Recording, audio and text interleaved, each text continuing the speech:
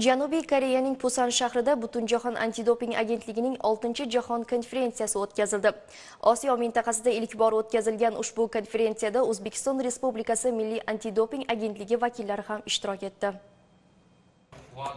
Butunjahon antidoping agentligi 1999-yilda tashkil etilgan bo'lib, uning shiori halol o'yna deb belgilangan. Navbatdagi anjumanning rasmiy ochilish qismida Butunjahon antidoping agentligi prezidenti va Xalqaro olimpiya qo'mitasi prezidenti hamda boshqa rasmiylar so'zga chiqib, konferensiya ishtirokchilarini qutlashdi. Anjumanning asosiy kun tartibi 2027-yilda kuchga kirishi rejalashtirilgan yangi tahrirdagi Butunjahon antidoping kodeksi muhokamasiga bag'ishlandi. Asosiy maqsad sportda halollik va adolatni ta'minlash uchun dopingga qarshi global tizimni mustahkamlash va uzoq muddatli strategiyalarni ishlab chiqishdir. Shuningdek, konferensiya doirasida bir qator uchrashuvlar tashkil etildi. Unda Butunjahon antidoping agentligi prezidenti Vitold Banka, O'zbekiston Respublikasi sport vaziri Adham Ikromov hamda Xalqaro olimpiya qo'mitasi faxriy prezidenti Tomas Bach bilan uchrashdi. Muhokama jarayonida turli davlatlar kodeksining yangi tahririga oid takliflar taqdim etildi. Anjumanda O'zbekiston Milliy antidoping agentligi direktori va xodimlari ham faol ishtirok etib, mamlakatimiz sportchilari manfaatlarini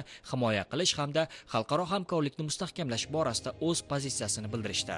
Yangi tahrirdagi Butunjahon antidoping kodeksi sportda halollikni ta'minlash va kelajak avlod sportchilarini sog'lom raqobat muhitida tarbiyalash uchun muhim hujjat bo'lib xizmat qiladi.